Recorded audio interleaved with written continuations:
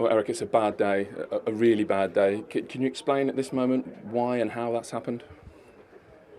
Difficult for me, also surprise. And when you start the game like this, I think in 35 minutes you concede 4 goals. It's not possible. And so the team has to take the responsibility. I feel really sorry for the fans. They did everything to support us, but we let them down. So you say surprise. Is it disbelief really at what you've seen at the moment?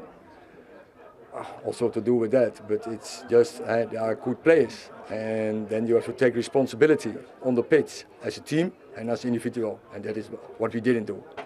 So you say it's the team. So they didn't do what you asked them to do today. Now, what I asked him to do is play with belief and take responsibility for your performance, and that is what we didn't do. So are you surprised at that? They seem like a very fragile group of players. They started well last week and it quickly went wrong. Even the first 4 or 5 minutes today weren't so bad, and then the minute something goes wrong, they seem to really struggle. Yeah, that is the truth, and we have to see that, and we have to work on that. And it's only when we stick together and we work hard, we come over that. But belief you have to bring on the pitch for yourself and as a team. Is that something for you as a manager, belief, that's very, very difficult to change?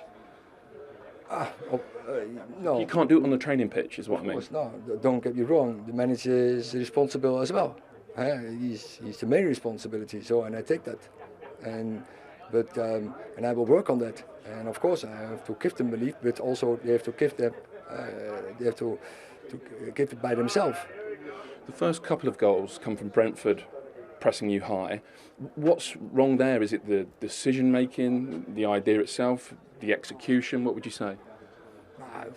I think nothing from that. No. It's about individual mistake, clear. You're talking about the first goal, or both first goal? First and two, both. Cannot happen. On this level cannot happen, but happened, and we have to take the lessons out.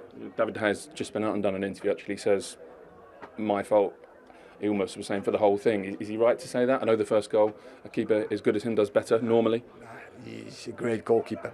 And but first goal, he know that, and that's clear. And does it change the course of the game, that?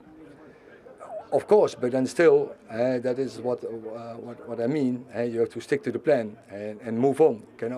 Mistakes as part of football. So you have to keep going, play as a team, and especially act. Tell us about the changes you made at half-time. 3 changes. It looked like you were trying to introduce more height into the team. Was it that simple, or did you have different thinking? No, that had nothing to do with it.